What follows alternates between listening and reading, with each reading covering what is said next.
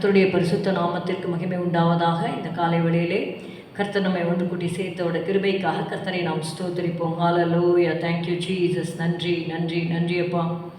ஸ்தோத்திரம் ஸ்தோத்திரம் இயேசுவுக்கே துதி சாற்றிடுவோம் என்றுமே. சேற்றிலிருந்தெம்மை மீட்டெடுத்தென்றும் ஆற்றியே தேற்றுவதால் இன்ப இயேசுவின் திவ்ய நாமத்தை எந்தன் ஜீவிய நாட்களெல்லாம் நன்றியோடு நான் பாடிடுவேன். தண்ணீரை கடந்திடும் வேளையிலும் அவர் நம்மோடிருப்பேன் என்றார். அக்கினி சூளையில் நடந்திடும் வேளையில் விக்கினம் சூழாதென்றார். இன்ப இயேசுவின் திவ்ய நாமத்தை எந்தன் ஜீவிய நாட்களெல்லாம் நன்றியோடு நான் பாடிடுவேன். மத்தேயு 28வது அதிகாரம் 9வது வசனம். Let's turn our Bibles to Matthew chapter 28 and verse 9. அவர்கள் அவருடைய சீஷர்களுக்கு அறிவிக்க போகிற போது இயேசு தாமே அவர்களுக்கு எதிர்பட்டு வாழ்க என்றார். அவர்கள் கிட்ட வந்து அவர் பாதங்களை தழுவி அவரை பணிந்து கொண்டார்கள். And as they went to tell his disciples, behold, Jesus met them saying, all hail. And they came and held him by the feet and worshipped him. Jesus meets those who obey him. The women were going to obey the angel's message and Jesus met them on the way. இந்த ஸ்திரீகளை குறித்து நம்ம பார்க்குறோம். இயேசு மரித்து 3வது நாள் அந்த கல்லறையின் இடத்துல அவங்க போகிறாங்க.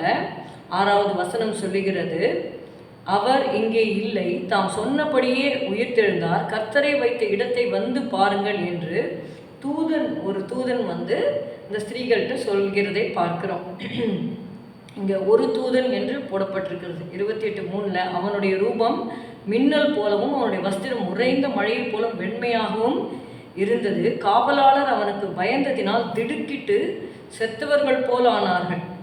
தூதன் அந்த ஸ்திரீகளை நோக்கி, நீங்கள் பயப்படாதிருங்கள், சிலுவையில் அறையப்பட்ட இயேசுவை தேடுகிறீர்கள் என்று அறிவேன் என்று சொல்லி சீக்கிரமாய் போய் அவர் மரித்தோரிலிருந்து எழுந்தார் என்று அவருடைய சீஷர்களுக்கு சொல்லுங்கள். அவர் உங்களுக்கு முன்னே கலிலேயாவுக்கு போகிறார், அங்கே அவரை காண்பீர்கள், இதோ உங்களுக்கு சொன்னேன். அந்த தூதன் சொன்ன வார்த்தையை இவங்க வந்து கீழ்ப்படிந்து அவர்களுடைய சீஷர்களுக்கு போய் சொல்ல போகும் பொழுதுதான் அங்கே நம்ம வாசிக்கிறோம் 9வது வசனத்தில், அவர்கள் அவருடைய சீஷர்களுக்கு அறிவிக்க போகிற போது. So it shows the obedience of the women.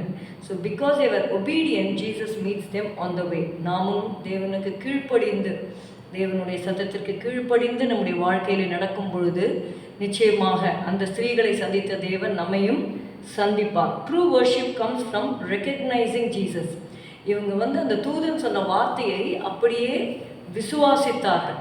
அவங்க வந்து உயிர் தெழுந்தாச்சு, இங்கே இல்லை அப்படின்ற பொழுது அவர்கள் அதற்கு சந்தேகப்படாமல் விசுவாசித்து அவங்க சென்றாங்க.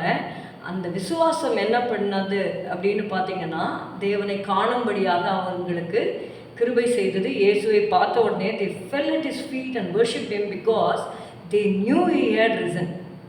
அந்த அவரை பார்த்த உடனே இயேசு தாமே அவர்களுக்கு எதிர்பட்டு வாழ்க என்றார். அவர்கள் கிட்ட வந்து அவர் பாதங்களை தழுவி அவரை பணிந்து கொண்டார்கள் என்று நம்ம வாசிக்கிறோம். The resurrection brings joy and hope. அப்பொழுது இயேசு அவர்களை நோக்கி, பயப்படாதீர்கள், நீங்கள் போய் என் சகோதரர் கலிலேயாவுக்கு போகும்படி அவர்களுக்கு சொல்லுங்கள், அங்கே அவர்கள் என்னை காண்பார்கள்.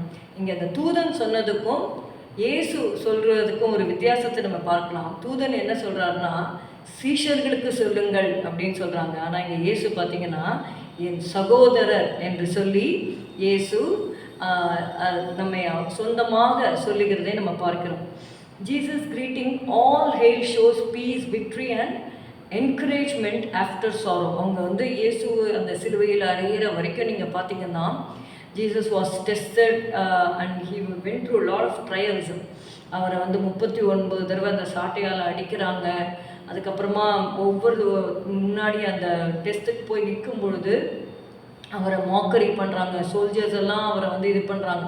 ஸோ இவ்வளவு கஷ்டங்களை அவர் அனுபவிக்கிறத பார்த்தவங்க இப்போ இயேசு வாழ்க அப்படின்னு சொல்லி அந்த உயிர்த்தெழுந்த இயேசுவை பார்க்கும் பொழுது அவருடைய துக்கத்திலிருந்து ஆண்டவர் என்ன பண்ணுறாருன்னா அவங்களுக்கு ஒரு சமாதானத்தை தருகிறார்.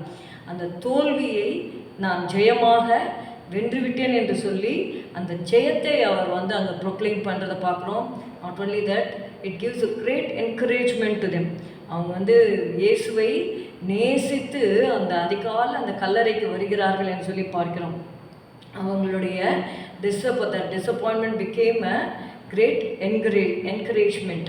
இயேசு வந்து அவங்கள கடைசி வரைக்கும் அந்த சோர்வுலேயே வைக்காமல் அவங்கள என்ன பண்ணுறாருன்னா ஆண்டவர் உயிர்த்தெழுந்த ஆண்டவர் அவர்களை உற்சாகப்படுத்துகிறார் என்று சொல்லி பார்க்கிறோம். நம்முடைய வாழ்க்கையில் கூட தேவன் நம்ம விசுவாசித்து நம்ம வந்து அந்த நாட்களில் இல்லை, நமக்கு வந்து we very well know that our God is a risen Savior and He is still alive. அதனால் நம்மளுடைய எல்லா நேரத்திலையும் நம்ம ஆண்டவரை அண்டிக் கொள்ளலாம். அவர்களை பார்த்து வாழ்க என்று சொன்னவர் உங்களையும் பார்த்து ஆண்டவர் சொல்லுகிறார் வாழ்க என்று சொல்லுகிறார். ஸ்தோத்திரம் அப்பா, உம்மை துதிக்கிறோம் துதிக்கிறோம் துதிக்கிறோம் ஆண்டவரே. ஆண்டவரே, உம்முடைய பிள்ளைகள் போகிற பாதையிலே கர்த்தாவே அப்பா நீர் ஜீவனை கட்டளையிடும்படி நாங்கள் ஜெபிக்கிறோம். சமாதானத்தை கட்டளையிடும்படி ஜெபிக்கிறோம்.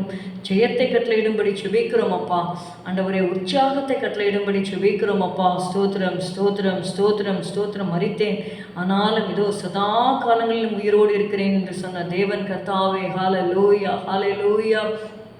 ஆண்டவரே, உம்மை துதிக்கிறோம். சோர்வில் இருக்கிற உம்முடைய பிள்ளைகள் ஆண்டவரே ஸ்தோத்திரம் அப்பா. ஆண்டவரே, வியாதியிலும் வேதனையில் இருக்கிற உடைய பிள்ளைகளை நீ சந்திப்பீராக ஆண்டவரே அப்பா. Give them hope Lord Jesus. Thank you father.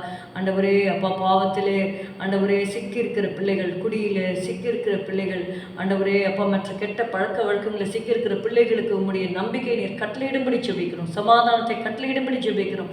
விடுதலை கட்டளையிடும்படி ஜெபிக்கிறோம் அப்பா. ஸ்தோத்திரம் ஸ்தோத்திரம் ஸ்தோத்திரம். இயேசுவின் நாமத்தில் பிதாவே, ஆமென். என் ஆத்துமாவே கர்த்தரை ஸ்தோத்திரி, என் முழு உள்ளமையோட பரிசுத்த நாமத்தை ஸ்தோத்திரி. என் ஆத்துமாவே கர்த்தரை ஸ்தோத்திரி, கர்த்தர் செய்த சகல உபகாரங்களை மறவாதே. Good morning. Have a good day. God bless you.